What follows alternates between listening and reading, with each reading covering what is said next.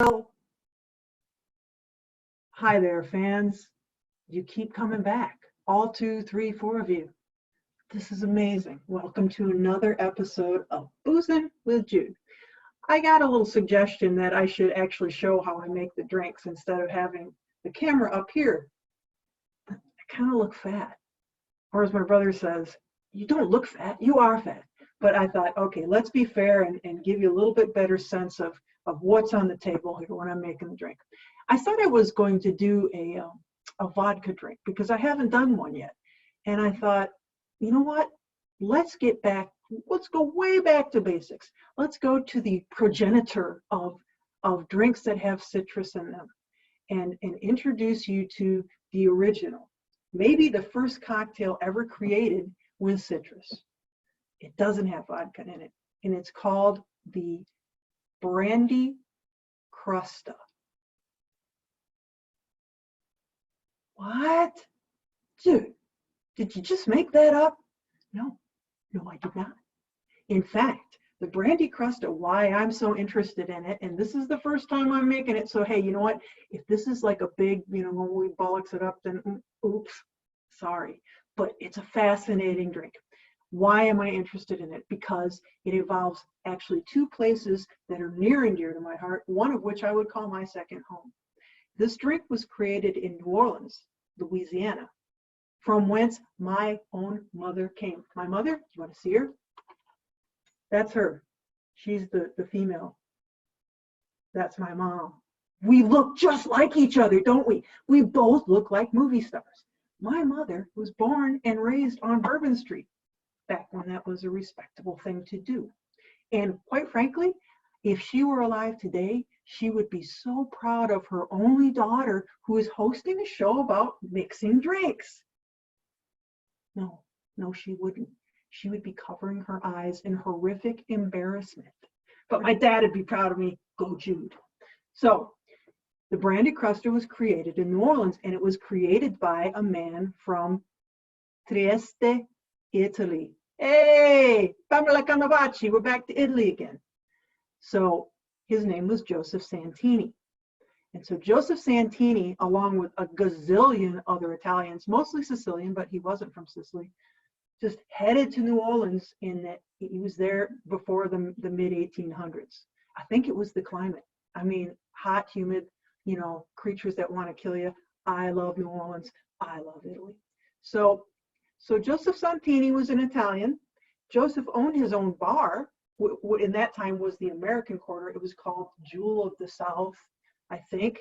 And he also worked at the Royal Exchange Bar, which was in the St. Louis Hotel, which now is on the corner of St. Louis and Charter Street in the French Quarter. It took up a whole block because it was a hotel, and it was also called the Exchange. Now, a little sad thing. What was exchanged there? Well, they did lots of auctions. They also auctioned off people. So the part of this that isn't so fun, the New Orleans Exchange was engaging in slave sales. But let's not get into that because this is about alcohol. So Joseph Santorini is credited with making this drink in the 1850s. And so it's called the Brandy Crusta. I'm going to use cognac. You can use brandy or cognac. And what you need, the cool thing is you got to prepare the glass ahead of time. So you see here, I have what's called a coupe glass. I also prepared a brandy snifter, a small brandy snifter. You can do that. You can do a champagne flute. I think a coupe glass is one they want. And then a long swirled up lemon, the skin thing. By the way, all these little twists and stuff that we're using from lemons and oranges and fruit and stuff, wash it. Before you use it, wash it. We're kind of in the age of, viruses. So I would wash it before I throw it in my drink. Just saying, we don't know where it's been. Okay, so how do you get that crusty sugar on there? So what you can do is, before you start making the drink, you take your glass, do it ahead of time because then it hardens, and that's where the name Crusta. He probably called it a Brandy Crusta.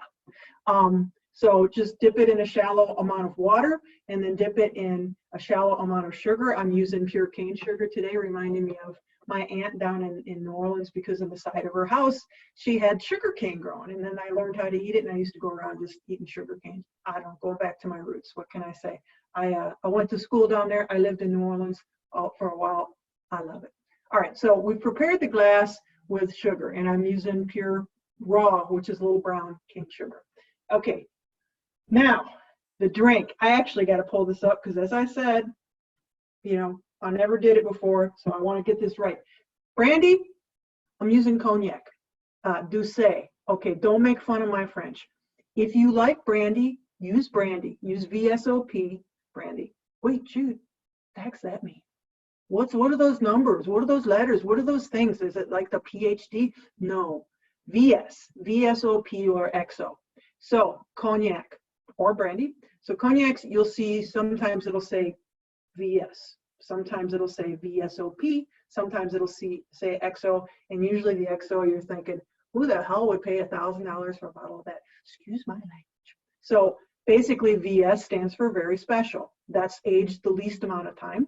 Very special. VSOP is very special, old pale, which means it's been aged longer. And then XO is extra old, kind of like me. I'm XO. So I'm using that, but you can use a brandy if you want. So cognacs from France. Here we go. The thing is, you want to get something that you really like, because a cognac or a brandy is going to be the heart of this drink. So make sure it's a drink you like, because if you don't like it, you're not going to like the drink. This is a really interesting drink, and it comes with all sorts of cool things. So I'm going to start with that. So you're going to do one. And first of all, let's get our shaker. We're going to do this in a shaker. We want to get it cold, although it's served up. Jude, I remember that. Up. Up means really cold, but no ice in the glass. Right. So we're going to put lots of ice in our shaker. And I'm using, whenever I make an up drink, I like to use my stainless steel one because it gets it really cold. So this calls for 1 3/4 ounces, and this is my 2 ounces, my 2-ounce thing that almost got away from me, of either brandy or cognac. I don't know what Joseph Santini or Giuseppe Santini used, but I'm going with the cognac. Since it was called a Brandy Crusta, he probably used that. So I'm not filling this all the way up. I'm going to leave a little because it says 1 3/4. By the way, folks, this drink is potent, so you be careful. Don't go driving afterwards. Okay, so we're going to put that in there. Now, I got to cheat and turn my phone back on because I don't want to forget anything. Okay, secondly, it calls for an orange liqueur. Now, if you remember the margarita, we could use that orange liqueur, but I went with orange curacao, which was the original alcohol that Joseph Santini probably used. What is orange curacao? Jude, how do you even know how to pronounce that? You're so brilliant. Yes. There's also an island called Curacao. It's a Dutch island, right? And so orange curacao is made from the bitter orange. I can't tell you what it's called, but there's a bitter orange that was brought by the Spanish explorers to Curacao, and they grow there. So they're bitter orange. It's made from the skins of that. Okay, so we're going to want to put in. Jude's got to cheat again. Why does my phone stop? You know, it's embarrassing. Okay, so 1/4 fluid ounce. Everything's a 1/4 fluid ounce except for we're going to put in a little bit more lemon juice. So there. So I'm going to take my little one and put it in 1/4 of my. This is my 1 ounce shot, and you know this is kind of a vague measurement, but the point is you don't want to be pouring gobs of this stuff in there because you know already we're piling up the alcohol. Okay, so there's our introduction to orange curacao, and yes, that's how you say it. From the Dutch island of Curacao. Okay, next, I get to talk about something cool you may or may not know. Maraschino. Maraschino. Do we say maraschino? Yes, we do. But guess what? It's maraschino. Maraschino liquor. Okay, Luxardo is the one I'm using. Maraschino liquor was first created in Croatia, in eastern Croatia. And now northern Italy also produces it. The reason we call it maraschino is because guess what? In Italy, the CH is like a K. Okay, so it's not maraschino like the cherry, although it's cherry liquor. And they're actually probably would pronounce it maraschino too. And guess what? If you ever go and get gelato in Italy and you get my favorite kind, which is What's that thing called? Now all of a sudden I've forgotten it. You know, that green thing. Pistachio. Guess what? It ain't pistachio. It's pistachio. And the green, that's artificial food flavoring, coloring, whatever. All right, so here we are with Luxardo. This is coming in at 32% alcohol by volume. Okay, you ain't gonna be putting a lot of this in there unless you want to be sitting on your booty and going, hey, New Orleans. Oh, by the way, this drink even precedes the famous New Orleans cocktail, the Sazerac. The Sazerac, I mean, New Orleans is a cocktail culture, big time. The Hurricane, and the famous, you know, calling card in New Orleans is the Sazerac, but this one was more famous and predates it. So a little teeny bit of Maraschino, 1/4 of an ounce goes into our thing. There we go. There's the Maraschino. You know what? It's good to sip it too, but be careful. I mean, oh yeah, cherry stuff. It's like delightful tasting cherry cough medicine, but it tastes better. Okay, now I also have to do, and this is going to be a little tricky. Remember I told you about simple syrup. Simple syrup, Jude. Why do you say syrup instead of syrup? I don't know, but simple syrup or syrup is half the same amounts of sugar and water, and then you just, all you need to do is heat it up until the sugar dissolves. Jude, yours is brown. Ew. Yes, yes, it is. Because I'm using raw cane sugar, and raw sugar is a little brown. So, you know what, it tastes lovely, but it's brown. I'm sorry, I can't help it. So we're just gonna pour a little, I don't know how I'm gonna pour this, pour about 1/4 in there of that. And maybe that's too much. We don't want to make it too sweet, but you're gonna see why in a minute I'm doing that. Why is she putting that sweetener in there? I'll tell you why in a minute. Okay, we're down to 2 more ingredients. This is getting confusing. I did some fresh lemon juice before we got on live onto TV land, and you're only going to do about 1/2 ounce of that. So now we're putting some acidity in there. We've got some sweetness, we've got some acidity, and we've got the thing coming up that is the bitter. Okay, so we want to balance all these out. Finally, bitter. Do you remember we did the old fashioned and we were using a bitter called Angostura from Venezuela. Today I'm using Peychaud's. Am I saying that right? I don't know, but you know what? It's from New Orleans. You go to New Orleans, they don't pronounce any of those street names that are French like they would be pronounced in France. So I'm not too worried about it. Peychaud's is made in New Orleans. It comes from New Orleans. It goes back to probably the early part. Oh, look, it's got awards. It's award-winning in 1907. This baby is 35% alcohol by volume. Jude, yes. What's the difference between that bitter and Angostura bitters? I'm so glad you asked. I don't know. Okay, I'll tell you a little bit of what I do know. It's red, different color, different taste, different flavorings and herbs in there. This is a lighter, fresher version. The sort of center taste in there might be star anise.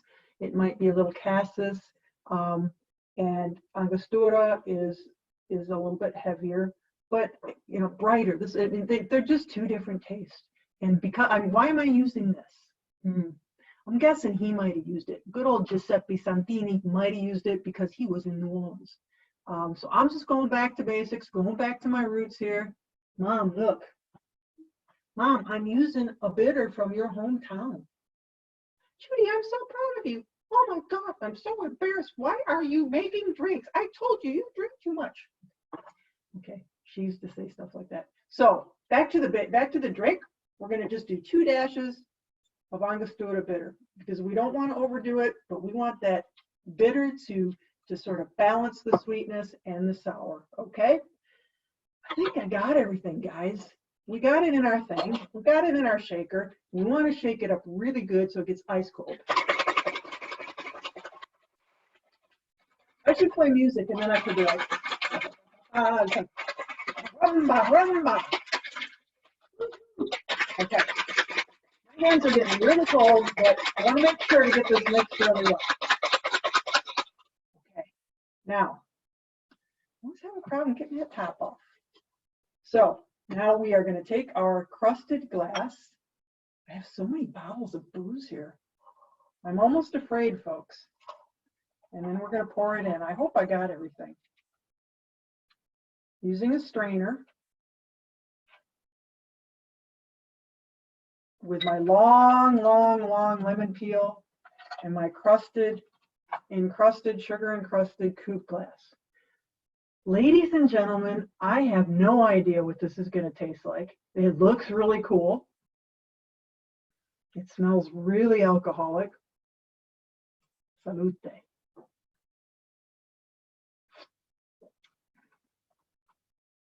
Oh,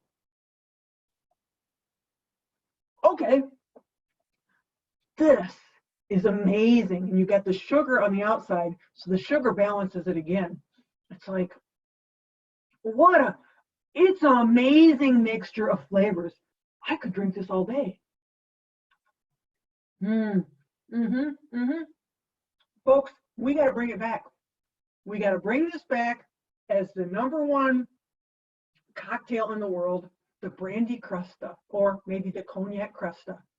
There it is. Salute, folks. Thanks for joining me. This was a messy one, but try making it and enjoy it. I think you'll like it. See you next time.